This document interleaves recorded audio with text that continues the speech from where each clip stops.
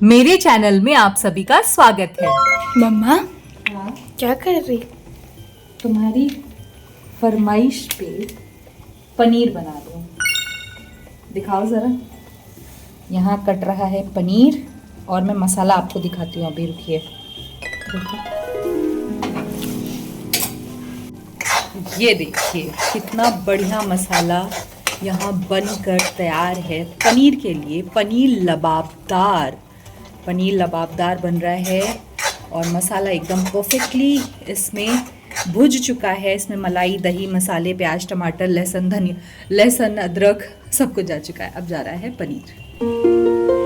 ये देखिए एक बढ़िया सी पनीर की सब्ज़ी, कसूरी मेथी भी है, बहुत सारे अच्छे इंग्रेडिएंट के साथ ये पनीर की सब्ज़ी यहाँ पनीर लबाबदार जिसको बोलते हैं वो बनने का पूरा तैयारी है। ऑलमोस्ट बन चुकी है, बस थोड़ी देर कुक इधर भी करेंगे। मिक्स करो, वो देखो। हाँ रुको, पहले थोड़ा सा ये पानी जो दूध के साथ मैंने रखा है वो डाल दूँ। इससे क्या होगा? इससे थोड़ा सा थिकनेस कम होगी, हल्की सी ग्रेवी आ जाएगी। बहुत टेस्टी लगती है, मन कर अभी खा लूँ। तो आप ही के लिए तो बनी है, जब मन चाहे खा लीजिएगा। बन तो जाए पहले। तो अभी इसको हम कुक होने देते हैं। ये सब्ज़ी यहाँ हो रही है कुक, इसको ढक देते हैं। मेरे लुक को देख के हंसीएगा मत, मुझे बड़ा मन था इसको पहनने का तो मैंने पहन लिया। पांडे जी ने गिफ्ट किया है ये। एक्चुअली मेरे पास ना वो नहीं है, मिक्सी है, गाड़ी में रखी है। मिक्सी कुछ ख़राब हो गया तो बनवा के लाए, गाड़ी में रखी है। तो मैंने कहा फिर मैं इनको परेशान करूँगी, मिक्सी लेकर के आएंगे। तो ये जो चॉपर नहीं होता है ये वाला, गृहिणियाँ समझ जाएंगी मैं किसकी बात कर रही हूँ। ये चॉपर, इसी से मैंने सारे मसाले जो हरे मसाले होते हैं जैसे प्याज, टमाटर, अदरक वगैरह तो कूट के डाला, प्याज, टमाटर सब मैंने इसी से वो ऐसे ग्रेट करके चॉप करके सब्ज़ी में डाला है। इस वजह से ये जो सब्ज़ी है वो पनीर बटर मसाला नहीं बन रही है, पनीर लबाबदार बन रही है। क्योंकि पनीर लबाबदार में प्याज और टमाटर के चंक्स होते हैं। ये सब्ज़ी जब बन जाएगी आपको ज़रूर दिखाऊंगी। पनीर लबाबदार यहाँ बनकर बिल्कुल तैयार है। बस रोटी चावल बनाएंगे और ये सब्ज़ी एंजॉय करेंगे। Hello friends, welcome back to our channel Ghar Dwar life with ज्योति पांडे। नए दिन की नई दोपहर हो चुकी है। आज है हमारा यहाँ दूसरा दिन और मैं पूरी तरह से रेडी हूँ। मैंने पहना है एक बढ़िया सा अनारकली, हालांकि ठंड तो लगेगी लेकिन इंडियन ही पहनना था, विथ दिस कोट। ये मेरी हेयर स्टाइल है, बढ़िया से रेडी हो गई हूँ क्योंकि हम जा रहे हैं काशी विश्वनाथ टेम्पल दर्शन करने के लिए। सभी बड़े एक्साइटेड हैं। हम तीनों ही बाबा से इस साल की पहली मुलाकात होने वाली है, बाबा के दर्शन होने वाले हैं। तो बस चलिए, मंदिर के अंदर तो फ़ोन अलाउ नहीं होता है लेकिन जो भी होगा आपसे शेयर करूंगी और चल के दर्शन करके आते हैं।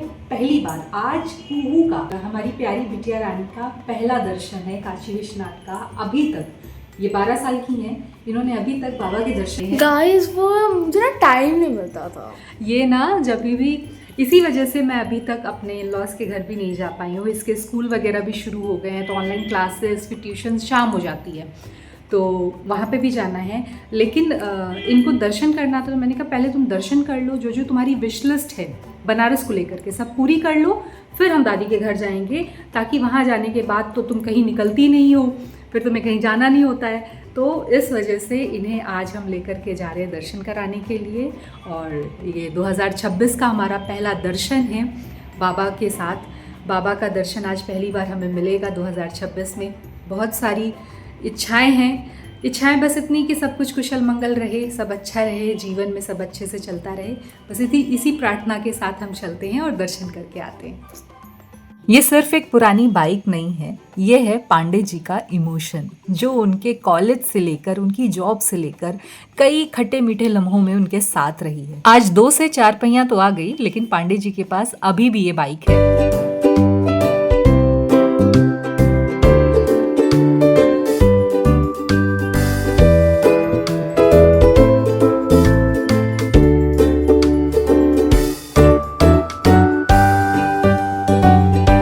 हम हम आ चुके थे चर्च चौराहे तक, जहाँ पर चल रहा है रोपवे का काम। ये स्टेशन बन रहा है रोपवे का चर्च वाले चौराहे पे।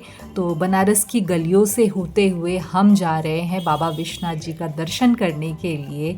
और भीड़ ठंड सब ज़्यादा ही है, लेकिन बनारस आ जाइए तो वहाँ की वाइब भी अलग होती है। हम पैदल पैदल जा रहे हैं और देखिए पीछे स्कूटी पे कौन आ रहा है, पापा आ रहे हैं पीछे। जी हाँ, अगर बनारस घूमना है तो 2 पहिया ही है, या अपने पैरों के जरिए या 2 पहिया वाहन पे घूमिए। अब समय आ गया था काशी विश्वनाथ धाम के गेट के अंदर जाने का। अंदर कैमरा अलाउ नहीं है तो दर्शन के बाद मिलती हूँ।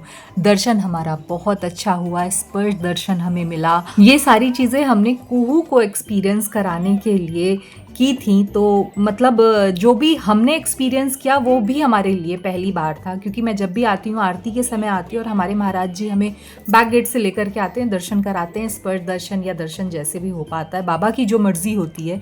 लेकिन ये जो सारा एक्सपीरियंस हमने लिया, मुझे बहुत अच्छा लगा कि कुहू को ये सारी चीज़ें पहली बार में ही करने को मिल गई। हमारे एक फैमिली फ्रेंड थे तिवारी जी, उन्होंने सारा अरेंजमेंट बहुत ही अच्छा करवा रखा था यहाँ पर।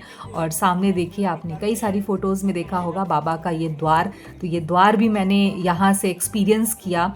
बस अब चलते हैं, दर्शन हमारे हो चुके हैं। बहुत ही अच्छा एक्सपीरियंस रहा कुहू के लिए और हमारी फैमिली के लिए कि 2026 में हमें ये दर्शन करने का मौका मिला। ईश्वर की इच्छा के बगैर तो कुछ भी नहीं हो सकता। तो मैं यही मानती हूँ कि अगर हम यहाँ पे आ पाए तो बाबा की ही इच्छा रही होगी, जो बाबा ने हमें यहाँ बुलाया काशी के ज़रिए, कुहू के ज़रिए।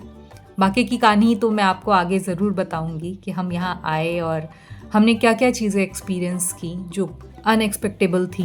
काफ़ी सारे लोग जो मुझे फॉलो करते हैं और मेरे इंस्टाग्राम पे, यूट्यूब पे हमेशा मुझसे जुड़े रहते हैं, उन्हें तो ये पता भी होगा कि मैं किस बारे में बात कर रही हूँ। लेकिन उन सारी चीज़ों को मैं ज़रूर आगे आपके सामने लेकर के आऊँगी। जब तक आप इस व्लॉग को जो अभी हमारे साथ चल रहा है उसे एक्सपीरियंस कीजिए। अब हम जा रहे हैं गंगा आरती के लिए। बाबा के दर्शन हो चुके हैं, गंगा आरती का भी समय हो चुका है। तो कुहू को लेकर के अगर आए हैं तो नया एक्सपीरियंस, जो उसकी लाइफ का पहला एक्सपीरियंस है, जो उसने सिर्फ फोटोज़ में, वीडियोज़ में और रील्स में देखा है, वो सब उसे रियल में कराने का ये मौका है हमारे पास। तो मैं उसे लेकर के आ गई हूँ। हमारे लिए बहुत अच्छा यहाँ अरेंजमेंट किया गया था आरती के लिए। आरती में आप भीड़ देख सकते हैं। पहले जब मैं यहाँ आया करती थी तो मैंने ऐसी भीड़ कभी नहीं देखी है, लेकिन कुछ सालों में ये भीड़ जो है बहुत ज़्यादा बढ़ गई है, लोगों का यहाँ आना बढ़ चुका है। तो हमारे लिए यहाँ अरेंजमेंट किया गया था अपर साइड पे ये आरती देखने के लिए। तो बस कुछ देर में आरती शुरू होने वाली है। यहाँ सभी लोग मतलब गंगा जी में नाव के ज़रिए और यहाँ सीढ़ियों पे और इस तरह से हर जगह बैठे हुए हैं गंगा माँ की आरती देखने के लिए। हम भी आकर के बैठ चुके हैं। कुछ देर में आरती शुरू होगी। हमें मिली है एक लिकर चाय, यानी नींबू वाली चाय। और इस कप की खासियत ये है कि ये ईटेबल कप है। बेसिकली ये एक बिस्किट है जिसमें आप चाय पी लीजिए और उसके बाद उसका स्वाद लेते हुए उसे खा लीजिए। तो यहाँ देखिए पांडे जी कितने मन से खा रहे हैं। मेरी खुशी थोड़ा ज़्यादा इसलिए थी क्योंकि कुहू एंजॉय कर रही थी। अभी कुछ ही देर में आरती शुरू होने वाली है और हम यहाँ आके बैठ चुके हैं। बड़ा ही अच्छा जो यहाँ से दर्शन हो रहा है, काफ़ी अच्छा हो रहा है यहाँ से। काशी धाम का अगर एक्सपीरियंस लेना है तो बनारस की गलियों से लेकर के गंगा घाट के किनारे की ये भीड़ तक जब आप एक्सपीरियंस ना कर लें तो लगेगा ही नहीं कि आप बनारस में हैं। बनारस से अगर भीड़ को हटा दिया जाए तो बनारस में शायद वो बनारस वाली बात नहीं लगेगी। यहाँ पर देखिए पूजा का जो आसन है, प्रभु का जो आसन है, वो सजाया जा रहा है फूलों के द्वारा। और यहाँ पे सभी गंगा अर्चक यानी जो पुरोहित हैं, जो अभी गंगा आरती को यहाँ पर शुरू करेंगे, वो भी आ चुके हैं। मैं काफ़ी लंबे समय तक के लिए बनारस रही हूँ, तो मैंने ये जो एक्सपीरियंस है ना वो तब से लिया है जब यहाँ घाटों पर ऐसा हुजूम नहीं हुआ करता था, ऐसी भीड़ नहीं हुआ करती थी। बहुत शांति से आप आइए, सीढ़ियों पर बैठिए, पूरी गंगा आरती का आनंद लीजिए, इस स्पिरिचुअल जो यात्रा है उसको अनुभव कीजिए। और मेरे हर शनिवार का ये नियम होता था कि मैं काशी को यानी कुहू को उनके पापा के पास छोड़ करके यहाँ आरती देखने आती थी। गंगा माँ की आरती तो कई सारे शहरों में होती है, लेकिन मैंने ये जो एक्सपीरियंस बनारस में लिया है ना, वो कुछ अलग ही जगह आपको लेकर के चला जाता है। आप में से कई सारे लोग इस बात को अग्री भी करते होंगे जो मैं आपसे कहना चाह रही हूँ, और कई सारे लोगों ने ये चीज अनुभव भी की होगी। गंगा आरती में 5 से 7 पुरोहित ऊंचे आसनों पर आकर के माँ गंगा की जो आरती करते हैं, उसमें धूप होता है, पुष्प होता है, कपूर की आरती होती है, दिए की आरती होती है, और शंख की ध्वनि के साथ ये सभी चीजें चारों दिशाओं में दिखाई जाती हैं।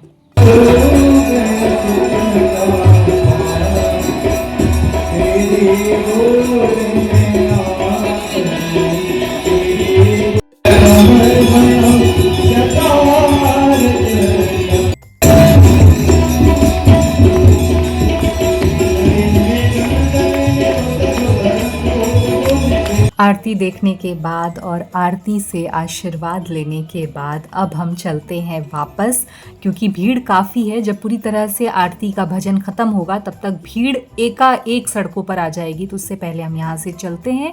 और हम आ गए दशाश्वमेध के जो द्वार पर, जो द्वार अभी नया बना है वहाँ पर आ गए हैं। और यहाँ आकर के मैंने एक बहुत ही अच्छी चीज़ देखी। सुंदरीकरण इतना अच्छा हो रहा है बनारस का कि बनारस के घाट पर एक नक्शा बना हुआ था, और ये नक्शा है बनारस के 84 घाटों का। बनारस में गंगा किनारे स्थित हैं 84 घाट। उन 84 घाटों का यहाँ मिनिएचर बनाया गया है और दर्शाया गया है कि कैसे कौन सा घाट और कैसे कौन सी जगह गंगा के किनारे बसी हुई है, बनी हुई है। तो ये मैंने पहली बार देखा, बहुत ही सुंदर लगा। और ये देखिए रामनगर का पुल भी यहाँ बनाया हुआ है, बहुत ही अच्छा लग रहा था ये देखने में। बच्चों को बहलाने के लिए भी काफ़ी कुछ था। और इसी के साथ ही मैं इस व्लॉग को यहाँ कर रही हूँ, एंड आपसे मिलूंगी अगले व्लॉग में। बनारस की ये छोटी सी जो डायरी मैंने शूट की है वो आपसे साझा करती रहूंगी। अगर आपको ये व्लॉग पसंद आया तो व्लॉग को लाइक कीजिए, चैनल को सब्सक्राइब कीजिए, बेल आइकन को प्रेस करके वीडियो को शेयर करना बिल्कुल मत भूलिए। Bye bye.